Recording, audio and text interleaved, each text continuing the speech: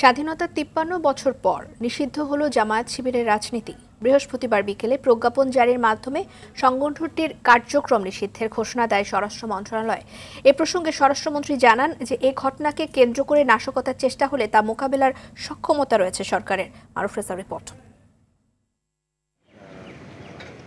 মুক্তিযুদ্ধের সময় বিতর্কিত ভূমিকার জন্য বিভিন্ন সময় নানা মহল থেকে জামায়াতে ইসলামের রাজনীতি নিষিদ্ধের দাবি ওঠে। সম্প্রতি কোটা সংস্কার আন্দোলনকে ঘিরে ব্যাপক নাশকতা ও হত্যাকাণ্ডের ঘটনায় তাদের সম্পৃক্ততা পায় সরকার। অবশেষে সন্ত্রাসী কর্মকাণ্ডের জন্য নিষিদ্ধ হল দেশের স্বাধীনতা বিরোধীকারী দল জামায়াতে ইসলামী ও তাদের ছাত্র সংগঠন ইসলামী ছাত্র শিবির। সরকার নির্বাহী আদেশে সন্ত্রাস বিরোধী আইনের ১৮(১) ধারা অনুযায়ী নিষিদ্ধ করা হয় ধর্মভিত্তিক এই রাজনৈতিক দলকে। প্রজ্ঞাপন উনি যে ব্যাটিং করে ছেড়ে দিয়েছে, এটা হয়ে যাবে আধা ঘন্টার মধ্যে।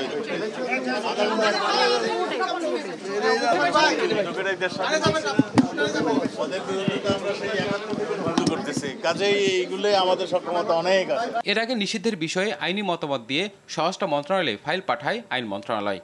এ সময় আইনমন্ত্রী বলেন, নিষিদ্ধ ঘোষণার ফলে এই নামে আর রাজনীতি করতে পারবে না তাদের কোনো অঙ্গ সংগঠন। সরকার এই সিদ্ধান্ত নিয়েছে যে সন্ত্রাস বিরোধী আইনের ১৮(১) ধারায় জামাত ইসলাম এবং ইসলামী ছাত্র শিবির এবং তার অন্যান্য যে অঙ্গ সংগঠন সেগুলিকে সরকার নিষিদ্ধ ঘোষণা করিল।